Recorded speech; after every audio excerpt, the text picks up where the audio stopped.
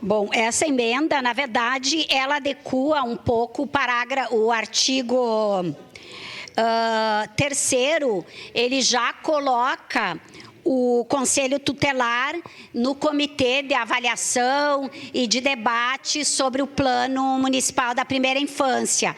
Então, a gente adequa e coloca no artigo 4º, os conselhos tutelares. Pelo motivo, inclusive, que eu falei antes, né? Os conselheiros tutelares estão no dia a dia, onde acaba, muitas vezes, a questão de denúncias de maus tratos, de abuso nas escolas.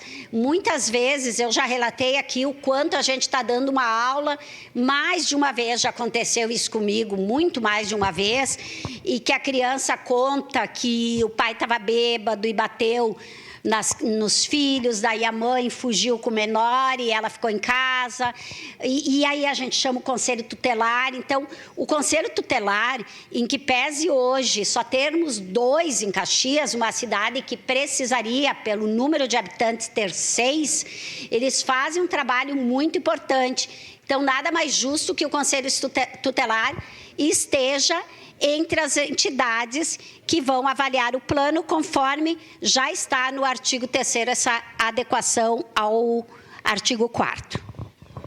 Por isso, votaremos favorável e apresentamos a emenda.